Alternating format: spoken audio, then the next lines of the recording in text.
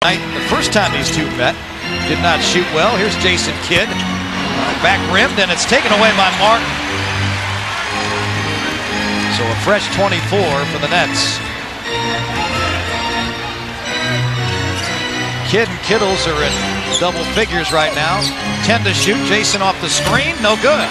Okay, his stroke looks pretty good though. With both of them, the last one was back rim, and they're very confident. He's just undeterred. If he's free, he's going to take it. Well, he's been working on rotation on his shot. There's a move by Anderson down low, and he's traveled. And that's the size. You get in there too deep. And Keith Van Horn over to help out. But with Kidd, I think if you see him shooting well, he's got a rotation that's working well. And it seems to rotate better late. Last quarter, yeah, right? Fourth quarter. Here's Van Horn. They tried to little two-man game with McCullough. That's a turnover. That is the 8th by the Nets. Both teams have 8, but the Nets have turned theirs into 15 points. Todd, not the premier post-entry guy. I'm not asked to do that too often. Oh, they get Martin here. This is a turnover. And then Martin reached in, and Paul Pierce was fouled. That's his third. So a little concern perhaps on the Nets bench here with 7:20 remaining in the third. A little sluggish right now, both clubs. And here's another one, number 4. Just relax a little, number 3 or 4. 4. So 2 in a row against Kenyon Martin, and now Richard Jefferson's got to get off the bench quickly. Paul Pierce is so tough to stop off the dribble that Martin fouled him. He plays big or small. I mean, no question about it. That time just didn't seal off that baseline. So now a challenge for Richard Jefferson, who stands 6'7", as does Pierce. Lots of moves from Pierce. Up off the top of the board, and it's going to be a foul on Tony Battie. He went after McCullough a little bit. That's the second team foul on the Celtics, so a grinding start to this third quarter, the opening 5 minutes. And that's maybe something the Celtics would like to see, because the Nets, when they run, can really put up some points. Here's Jefferson. Pull up in traffic, got it blocked, but he got it back. Now moves inside. Carry. Oh, pretty good move, too. Other than the carry, huh? Called for a carry that time, and another turnover. So this game has slowed down considerably. Yeah, that's that palm. Allen Iverson used to do that in college quite a bit. Not quite as much now. Eric Williams in a mismatch with Kittles wants the ball. Now he's got it. McCullough looking to help. Strong move in. McCullough standing there, but Eric Williams got the shot off, and Kittles got the board. Great job on D by Kittles. Running the floor, it's Van Horn stopping. On Pierce, wants to back him in. Double team coming. Jump hook over him. Rolls in, out, and in. How about that?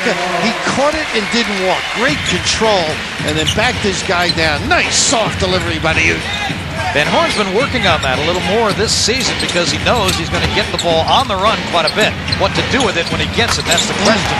Pierce knows what to do with it. Knocks down a 3. Make the catch harder. Make it deeper on the floor, and then challenge. He does have range. That's his third field goal in 20 attempts. But when you've got a scorer's mentality, you just keep shooting it. McCullough with the down screen.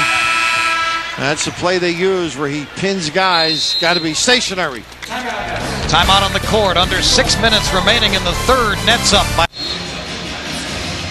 Mike Crispino, Bill Raftery back in New Jersey on a matinee where the Celtics bench is without Jim O'Brien, the head coach, who was ejected after a couple of these plays. No, that's the one he felt was a flagrant. Because the Nets had one earlier. And I guess he felt Kenyon had pushed and then pushed off there as well. And right away you saw Jess Kersey turn towards the bench, and John Carroll, Lester Connor in the middle, and Dick Carter on your right. And sometimes, I don't know if you agree with this or not, Bill, but a coach will do that to get his team a little fired up as Paul Pierce goes to the goal and he draws a whistle.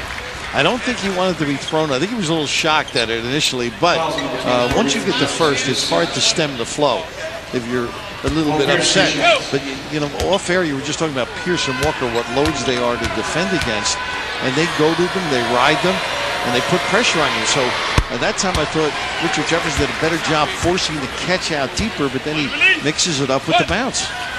And the only thing I added to that as we were talking is that Oftentimes, your teammates, if you're a Celtic player, get a little mesmerized by these guys because they do so much with the ball. You stand around a little. I think they do dribble a little too much. You know, they're going to get most of the touches, but make a quick decision. 9-point advantage. Here's Jefferson. Had a little jump opening, and there's a jump ball as Pierce got up there on Jefferson and tied him up. Aaron Williams got the ball game. You can see Richard just off his game a tad, and that's from being laid up with the knee problems. But right here, here's the traffic, and he can't get it away from the defense, and a good call. Should go to Kidd and Van Horn. Yeah. Now it should go to Kidd and Kittles. Since Jim O'Brien was ejected, a 10-4 run by the Celtics. Nets come up with it. Up by 9, 5.5 to go in the third. But Kidd tips more balls to people than people get assists. You know? That's true. Now he guns it up from way downtown. Had to, though. Late. Had to beat the clock, and it's short. Now it'll be Boston ball. A chance for them to get back within 6 if they can hit a 3. Walker goes over the defense. Nice look to Paul Pierce. And the Celtics are right back in it, down by 7. Walker's got the ability because of size to make that delivery. Front a little bit too high, maybe. That is the 8th assist as a team for the Celtics. Now Pierce with a steal. And Walker running the court with Aaron Williams. Williams fouls him, and Walker will have to make 2. Some mistakes now. The little run, and these are the tests that you get in the NBA. Byron Scott looking on, and the offense not in sync. Unforced turnovers. The jump ball situation, and then the ensuing run out, and the post pass too. Just not as alert as they were in the first half. I think that was a little bit of a wake-up call by Jim O'Brien in some ways. There's the coaching staff talking it over. Having a few chats there. You rarely see a Dick Harder smile on the bench, right? Well, some days I rarely see a Dick Harder smile. A long time. Of course, head coach in Charlotte, but NBA assistant Chuck Daly in those Piston days. PJ out in Portland. Defensive specialist Jefferson in traffic, and he did draw the foul that time. He got hit on the way in a couple of times. They're willing to take that hit, and they're playing up on him. He should be able to get his jump shot at some point, but his use of the dribble is what separates him from a lot of forwards. He can really get into a lane and create some problems. The first on Pierce, and here's Jefferson at the line. Richard Jefferson out of Los Angeles. You know, it's interesting. Byron was a great shooter and scorer. Played off the ball. Eddie Jordan was the same as like Jason Kidd. Eddie's family will love me. Yeah, right. And Eddie was a very talented guy, but he knew how to run a team too. And it's interesting to see him get back to play.